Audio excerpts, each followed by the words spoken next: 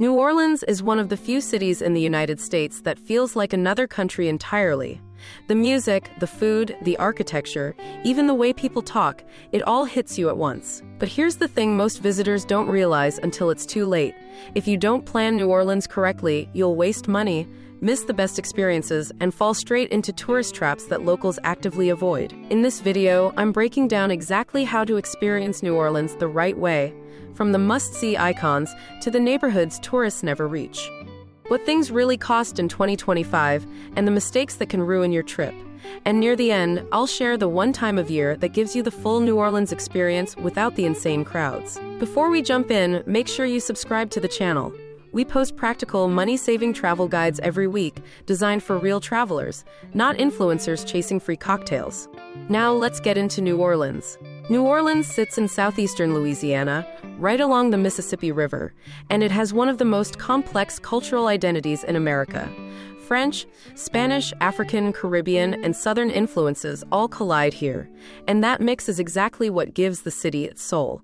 Unlike most U.S. cities, New Orleans isn't about checking off attractions as fast as possible. It's about slowing down, letting the city unfold, and knowing where to be and when. Most first-time visitors head straight to the French Quarter, and yes, you absolutely should. But if the French Quarter is the only place you go, you're only seeing about 30% of what makes this city special. Let's start with the French Quarter, but we're doing it the smart way. The French Quarter is the oldest neighborhood in New Orleans and the most recognizable. This is where you'll find Bourbon Street, Jackson Square, St. Louis Cathedral, and endless balconies dripping with ironwork and plants.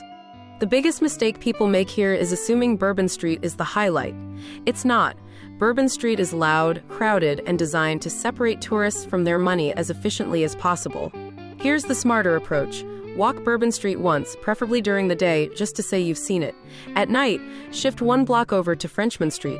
This is where the real music scene lives. Live jazz, funk, brass bands, and soul music pour out of nearly every venue, and the crowds are smaller, more local, and far more authentic. Drinks are cheaper, and the vibe is completely different. In a minute, I'll tell you how to experience live jazz in New Orleans without paying a single cover charge. Jackson Square is another must, but timing matters. Go early in the morning or right before sunset. During these hours, you'll see street performers setting up, artists painting, and musicians warming up.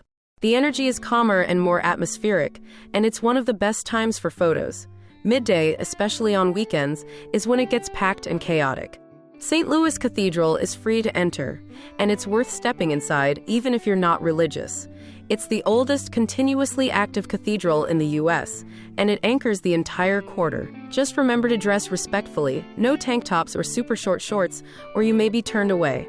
Now let's talk food, because New Orleans is one of the best food cities in America, but it's also one of the easiest places to overpay for mediocre meals.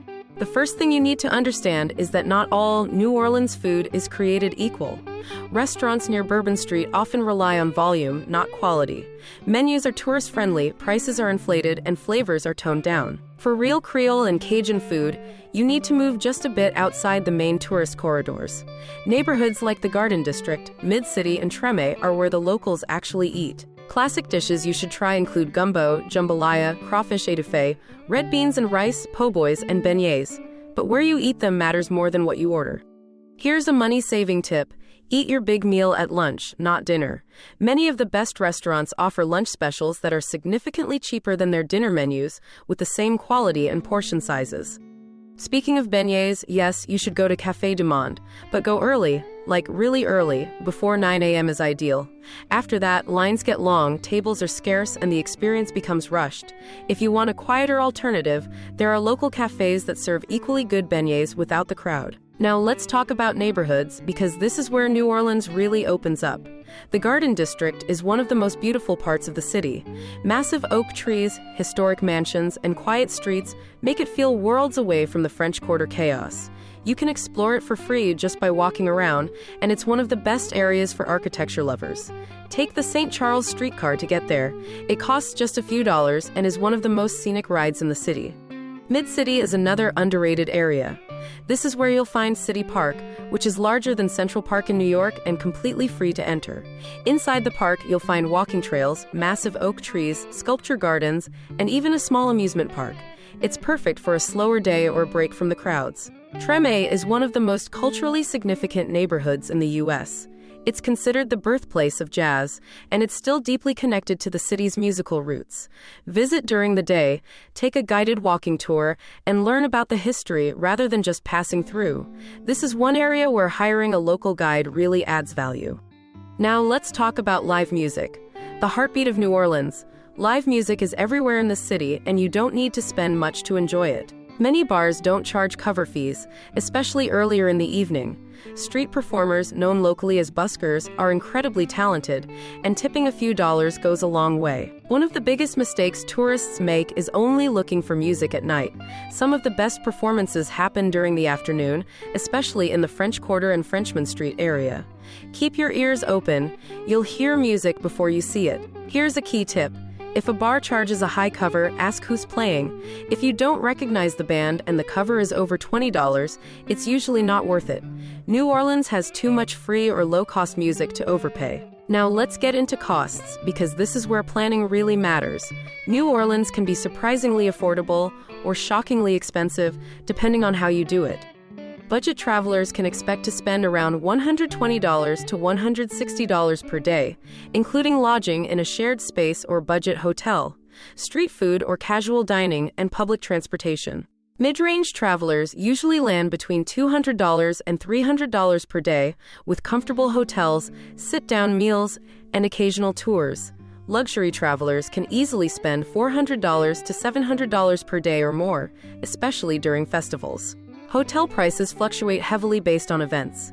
Mardi Gras, Jazz Fest, and major conventions can double or triple nightly rates. If you're flexible, visiting in late summer or early fall can save you hundreds, but be prepared for heat and humidity. Here's a money-saving tip most people miss. Consider staying just outside the French Quarter. Areas like the Warehouse District or Uptown offer better value, quieter nights, and easy access via streetcar or rideshare. Transportation is another area where people overspend. New Orleans is very walkable in central areas, and the streetcar system is cheap and reliable. Ride shares are convenient but add up fast, especially during peak hours. Renting a car is usually unnecessary unless you plan to explore outside the city. Now let's talk about safety, because New Orleans has a reputation. And like most reputations, it's exaggerated but not meaningless. The main tourist areas are generally safe, especially during the day and early evening. The biggest risks are petty theft, pickpocketing, and scams. Avoid empty streets late at night, don't flash valuables, and trust your instincts. One common scam involves someone offering to tell you where you got your shoes. It's a setup for asking for money. Just keep walking. Another tip, don't accept open drinks from strangers unless you see them poured. This is good advice anywhere, but especially here. Now let's talk about timing, because when you visit New Orleans changes everything.